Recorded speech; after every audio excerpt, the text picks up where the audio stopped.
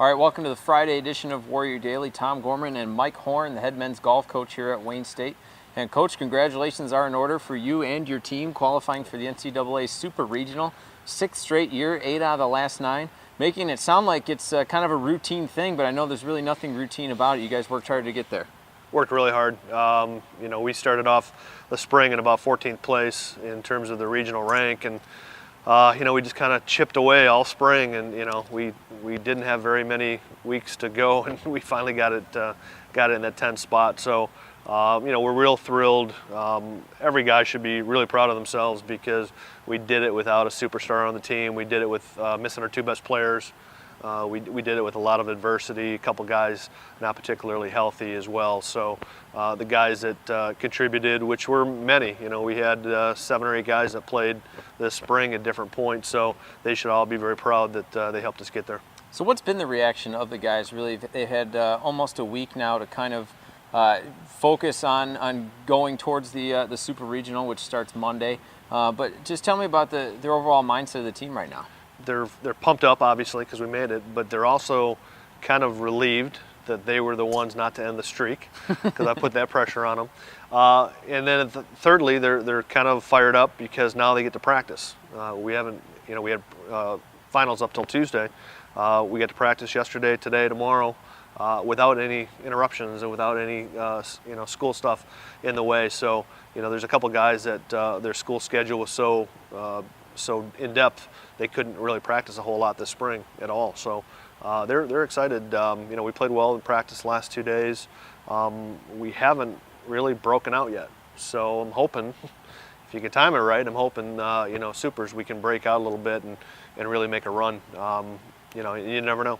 Golf is crazy. Absolutely. For the uninitiated, Mike, let's go through kind of what it really means to be in this Super Regional. There's 4 Super Regional events, so to speak, across Division II golf, and let's just talk about really the ultimate goal and what it means to be involved in this.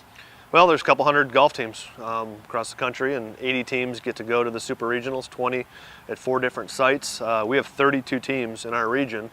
So, to finish in the top 10 is a pretty big accomplishment. There are a lot of good teams and a lot of good players that didn't qualify. And that's kind of the benchmark, I think. You go back 10 years ago, you were squeezing to get that last team that really deserved to go. We deserve to go, and there's other teams that are at home that deserve to go. So we're very thrilled to be part of that 10. And now we have to finish in the top 5 at our Super Regional, which is going to be extremely difficult. Probably the strongest region this year in the country is the South Central. On paper, they probably will have 4 of the 5 spots that go to nationals. But the good news, that's on paper. We get to go play and do something about it. So, we're going to have to play really, really well, better than we've played all year to make it. But we can do it. Well, this Super Regional with the Midwest region and the South Central region, as you mentioned, will be played at the Jefferson City Country Club in Missouri. What, if anything, do we know about this course? That's an old school country club, tree-lined, not very long, very similar to where we play at Detroit Golf Club. So one positive for us is we're going to be used to that type of course. We're going to be used to those greens. We're going to be used to the big trees, where you got to hit the ball straight.